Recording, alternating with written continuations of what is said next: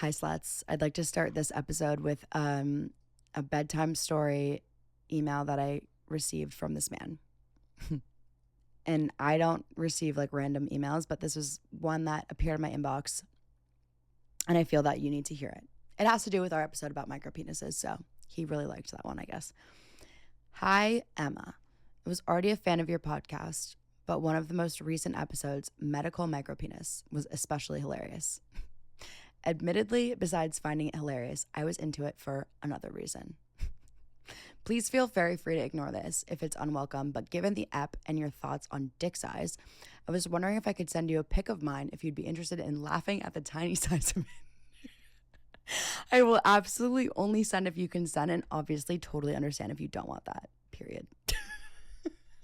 To which I answered, hi, Alan. Alan, if you're listening, send it to me.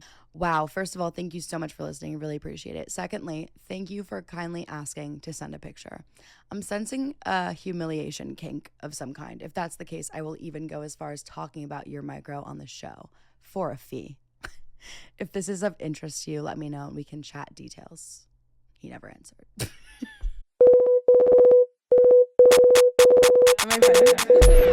Okay, hi, sluts. Pussy, mind, body, spirit, soul. What is slut camp? Let's get into it. Blocked immediately. Welcome back. Anyways, so thank you, Alan. He never sent me the picture unsolicited, so like mad respect for Alan. Man's definitely had a little humiliation kink and didn't want to talk about it. Anyways, hi. New episode. Solo again. We'll have guests soon. Again, promise. Gotta take a break. You need to hear the sound of my voice. Obviously. Slut affirmation for today. Drinks in the fucking air. If a man re-enters your life after he ghosted you, charge him fucking admission. You don't chase, you replace. Cheers. In today's episode, we have, I'm literally, like, I feel hammered. I can't read. We're going to talk about, I feel like, I don't know however many episodes this was ago, but we talked about like our summer fuck me plan or whatever the fuck I called it, slutty summer plan. Summer is done. It's over. Okay. It's done. We're moving on.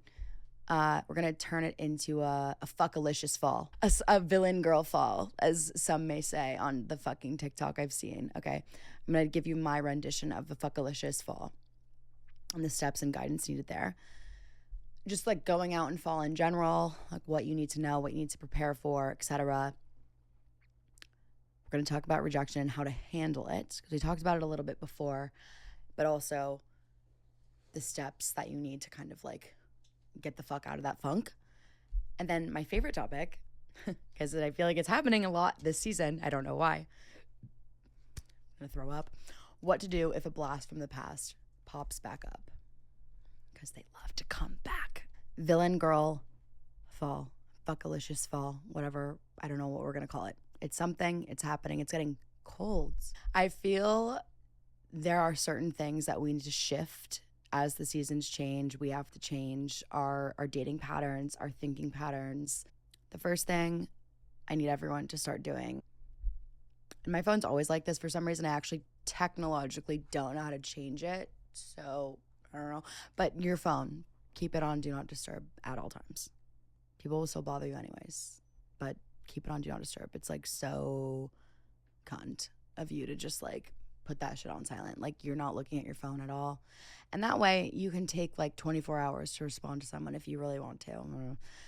Basically, put your phone on do not disturb, focus on yourself. The next thing is more so just like a mentality to have going into this little chilly season, a little brisk. It's feeling like a little, I know people talk about like this is like the start of cuffing season. I want us to like literally take that idea, pull it out of your head and like throw it like 8 football stadiums away. Like, no. Say yes. Stay out later than you normally would. Say yes to plans. Let's say you're in bed at 10 p.m. and you have your contacts out of your eyeballs and your friend's like, come out, we're shaking ass on the dance floor, and there's a guy who's like totally your type. Get the fuck out of bed. Put on something slutty. Put your makeup on. Get the fuck out of the door in 20 minutes. Okay, just do it. You can fucking sleep when you're dead. I feel like we're all wearing shoes that just like are super fucking cute and your feet look like little doll feet, but like they don't feel good. But keep wearing them because they're sexy and cute. This is kind of fucking crazy, but one of my guy friends does it, and I think it's actually psychotic, but like so fucking funny. And I feel like very high school, but also in like a new sort of way. So he has a close friends on Instagram with girls only on it, no boys. And I found this out because I was like talking to one of my other guy friends about one of his stories about this girl. He posted a photo of like him on a picnic with like a girl's hand in the photo. And I was like, who is like he out with? And he was like, what are you talking about? And I was like, on his close friends. And then he was like, I don't see it. He was like, oh my God, he has a close friends like with just girls on it. I'm like, that's fucking crazy. I love that. If you have the time and the energy and you're bored, make a close friends with like just boys. That's fucking crazy. I love that. In general, I feel like fall brings a little bit more of like a darker, sluttier vibe. So like darker eye makeup, bolder lips, little black dress moment with a dark lip. Very cute little hack. Oh my God, I was on Super Island time when I wrote this. I'm literally giving like makeup fucking hacks right now. Like what? Okay. If you have blue eyes, like me, my best asset, people with blue eyes be like, I like burgundy red or burnt orange color is like gonna just like look insane as eyeliner or lip liner. So like wear that. And then if you have green eyes or like hazel eyes, a purple liner and mascara. I don't know. People will tell you this on literally like anywhere you look on TikTok or YouTube, but I feel the need to also put that on this list. Brown eyes. If you want to know what looks good on brown eyes, go on TikTok. I don't know. I feel like brown is like also would look good with like green. Not me being literally like discriminatory just on their eye colors. Anyways, just talking about like light eyes. Just what I know. Just talking about what I know. I don't know. Fall evokes like this feeling of like a fuck ton of caffeine, like just like drinking coffee like 24/7. Like I started drinking coffee, if you can't tell, in middle school. Maybe that's why my voice is like this, because it's like, no, it's probably from the cigarettes. But I literally started drinking coffee in middle school, like in 7th grade. I was drinking like 5 to 7 cups a day, and then I stopped growing. So drink a lot of coffee this fall, because sleep when you're dead again. I'm actually like loving the fashion right now because it's like less crop tops, more like longer tops that like accentuate like it's giving. I love it. Like the vibes overall are so good. I feel it in the air. The energy is charged. Like my vibrator. Stop thinking about why he doesn't like you or why someone doesn't like you. Like someone with anxiety like me, constantly taking in my mind, does this person not like me? Why don't they like me? Whatever. A lot of my friends are like, wait, why doesn't he like me? Why isn't he like immediately obsessed with me? Stop thinking about it. One of my friends, who's sitting right there, told me once that comparison is the thief of joy. And yes, it fucking is. If a boy goes to you or expresses disinterest, it's not your fucking problem. Or again, take it out of your brain, throw it 8 football stadiums away. Stop thinking about it. Focus on yourself. You're fucking awesome. Anyone's lucky to be with you. I don't have to tell you that. Whatever. Stop being so serious. Just period. Stop being so fucking serious. In dating, take this approach. With friends, take this approach. Nothing is that deep or that serious. I don't know who needs to hear this, but like it's not that fucking serious. Don't let it run your life. Ahem. My friends who let boys occupy like 75% of their brain to focus on something else. It's honestly just like a travesty to see a girl like think about a guy like so hard that it's just nothing else matters.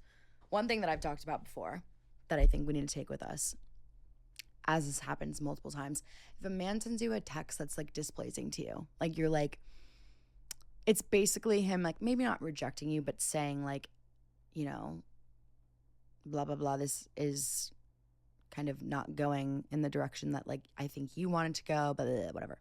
If he ends things over text or says something you don't like over text, don't respond. Just like don't give him attention. He doesn't deserve it. Example, when New Year's man texted me and was like ending things, and I was like, I say nothing. You say nothing. Then they freak the fuck out and they're like, wait, why isn't she answering me? Like, just don't answer. You have other things to do. This comes up a little bit later, but I want it to be on this like fall list too. If something or someone comes back from the dead, but it's nice to visit the dead. You would visit a grave. So you might as well stop by for a drink. Okay. This maybe redacts everything I just said, but like if something comes back, someone, I should say, that maybe was an unexpected end, or it ended kind of mutually, or like something just happened in life where you were just like, okay, well, I just can't talk to this person anymore. Like I have shit going on, they had shit going on, and they come back to you with like a let's get a drink. Why not? Why not? Just go. Just for the vibes. Like just see like what the fuck they want. Like they're coming back for a reason. So maybe they had a girlfriend and they're done now. Maybe like I don't fucking know. Just go. Just find out. Visit the dead as you would your family members. Okay. Someone who's not typically your type per se, I would say try to branch out and go on a date with one or two guys that like do not fit your type. Like they're not tall enough. They're not brunette enough. Go on a date with someone who maybe wouldn't go on a date with traditionally looks wise or height wise, because you never fucking know. So that's the fucking tea. It's a FCKALICIOUS FALL on the fucking agenda. Okay, talking about rejection once again, but how to handle it. Okay, you, first of all, first and foremost, you do not want to be with someone who does not want to be with you. I don't know why we have this like mentality of like not being able to handle rejection, or it being like so groundbreaking. Like you do not want to be with someone who doesn't want to be with you. I've always thought this, but it's obviously something that gets you because it hits your ego. It makes you like question your self-worth, your self-respect when someone doesn't see kind of what you want them to see. I've always felt this way in relationships, friendships, fuckships, whatever it is. It's a two-way street. I always say this. It's a two fucking way street, regardless of anything in a relationship or friendship. Always. If you choose to respond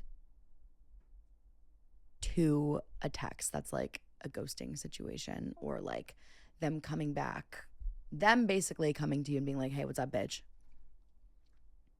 I don't want to talk to you anymore. It's awesome and super sexual and so attractive and the best to handle it with so much grace and poise and not an ounce of like being offended or being like, well, fuck you because like blah, blah. Like I've done that before. You've done that before. We need to just be chill. It's like, thanks for letting me know. Sounds good. That's it. Like you don't have to like get pissed off unless you literally don't fucking care and you want to just never speak to them again. Go off, sister. Do it. But stay cool, calm, and collected when you get rejected. Fucking Edgar Allan Poe just came out of his grave. I just took over his place with that shit. So you want to show them that you're comfortable in your own skin. If they can't see you for what you see in yourself, then they're not worth your time. Blah, blah, blah. You know, basically just like handling it as you normally would. You are the prize, as my girl Maris stated in our episode. They're not worth your time. When someone doesn't want you, then like fuck, like I guess like they're like getting cold for Christmas or a fuck ton of bad luck this season because they're missing out on like the best gift ever. If someone doesn't want you, you don't want to be with them. I don't know. I don't think we've ever talked about this on the show or like gone into it in like a deep dive format, but I always say this to my friends. It's such a fucking thing. Why do all men have like this like internal alarm clock of when they should be like making their rounds of like visitation, being like, oh, I think that Sally Mae is doing well again. Time to fucking knock on that door. Or, oh, you know, I haven't talked to Jessica in a while. Like, let me just fucking ruin her life real quick. It's always this time of year. We hear from exes, old situationships. I have so many friends right now who are coming to me being like, why am I just hearing from this guy? Why is this guy from a year ago coming back? Why is my ex like fucking talking to me right now? Like, blah, blah, blah. What the fuck? I don't know. It's FCKALICIOUS FALL. Like they're trying to come back and do just that. So this is what to do if a blast from the past wants to blast you. First and foremost, you need to decide, does this go against my self-respect? Imagine what that guy did to you in your head. Picture it. Why in the first place did he ghost you, or did something happen? He fucked your sister? Like what happened? Okay, remember that. And then imagine it happening to like your best friend, or one step further, your future like daughter, okay? Would you want her to go back to him if there was something worth reigniting there. Someone you respect, someone you love and care about, going through something similar, and then going back to that person who wants to reignite something.